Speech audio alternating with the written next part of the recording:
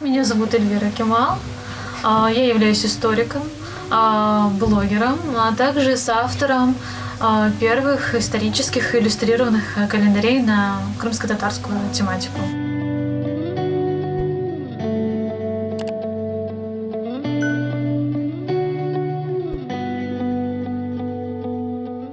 Идея этих календарей состоит в том, чтобы популяризировать нашу историю, чтобы это было легко, доступно и просто. Человек вставал утром и смотрел на этот календарь и сразу смотрел, какие события там произошли в определенный месяц. Мой бывший одноклассник, по совместительству он художник, архитектор, написал мне с предложением о том, чтобы создать исторический календарь про крымских татар, где можно было бы расписать самые важные события из истории нашего народа.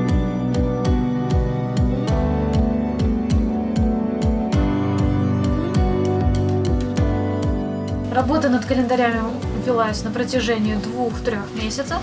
Мы составляли текст к этим календарям, выбирали самые важные события из нашей истории, длительное время подбирались иллюстрации, поскольку календарь он сам на А3, это достаточно большой размер, поэтому иллюстрации должны были быть качественными, чтобы они не выглядели размазанными. С помощью данных календарей мы можем популяризировать историю крымско-татарского народа. Также их уникальность состоит в том, что там размещены различные старинные иллюстрации из нашей истории, за период конца 19-го, начала 20-го столетия. Расписаны самые важные события из нашей истории. Многие события из нашей истории, мы не знаем их дат, мы не знаем точную дату, например, рождения Намана Челебиджи-хана, она нам неизвестна. Мы знаем год его рождения, но не знаем дату его рождения. Точно так же с датой создания Крымского ханства, либо построения каких-либо мечетей. Мы приблизительно знаем год, но именно дату этого события мы не знаем. И в этом состояла трудность.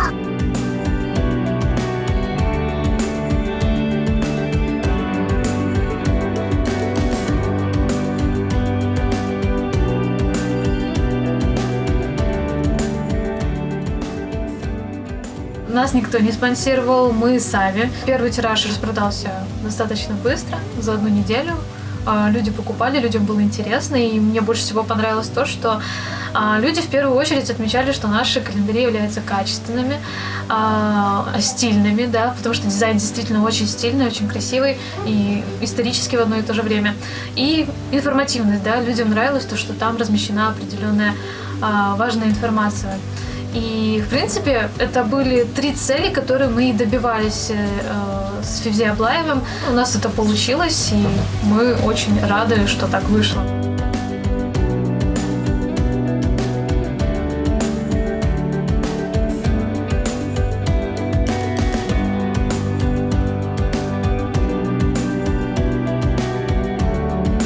На данный момент мы их распространяем в Крыму, а также они продают еще в Киеве. Много заказов поступает с других стран. Например, нам сделали заказы из Киргизии, из США даже.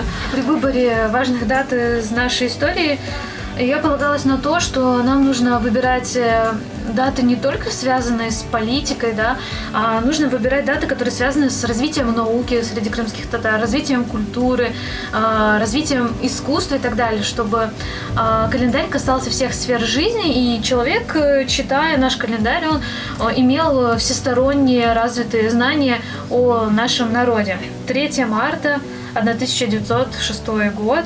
Это вышел первый в мире тюрко-мусульманский женский журнал под названием «Алем и Нисван» на крымско-татарском языке с использованием арабского алфавита. И главным редактором этого журнала была Шефика Гаспринская. Важных дат из нашей истории очень много, и выбирать было сложно. В первую очередь, когда я выбирала даты, я ориентировалась на то, чтобы выбрать что-то более знакомое.